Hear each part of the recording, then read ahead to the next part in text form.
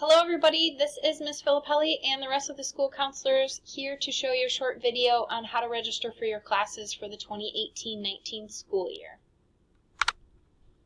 Today's video is going to show you the timeline for registration and the steps to registration, how to read through your course catalog and also how to find it, how to fill out your option sheets, what to bring to your registration appointments with your counselors, and then how to register for classes online. That's a new thing that we're going to be doing this year, so we're going to show you how to do that.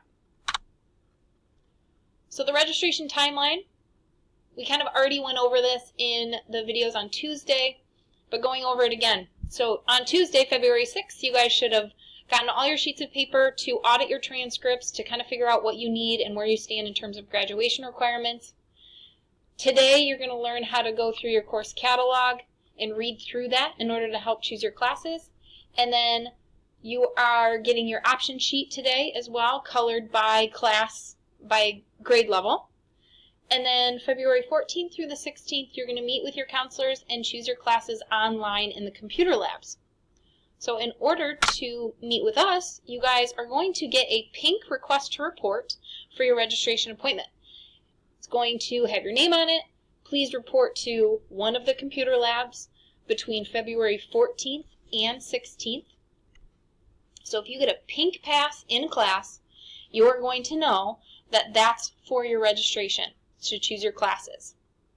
When you get this pink pass, you should bring these sheets of paper with you.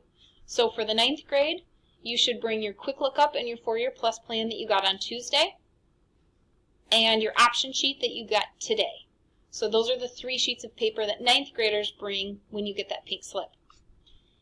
If you get the pink slip and you are in 10th and 11th grade, you are going to you bring your transcript and your academic history and your 4-Year Plus plan that you got on Tuesday, and then your option sheet that you get today. So those are the sheets that you need to bring to your appointment.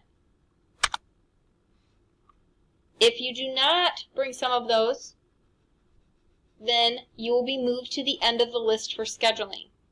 What that means, if you are moved to the end of the list for scheduling, it means that out of all of my list of my students, if I send a pass for you, you're going to the bottom of the list, and I will get everybody else and send everybody else a pass.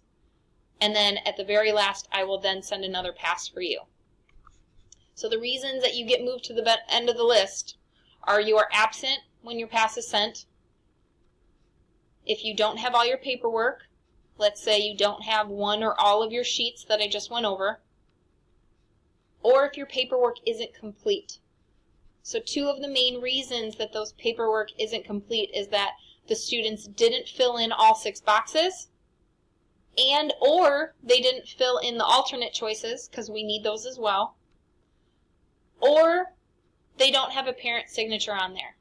Those are the main reasons that the paperwork isn't complete.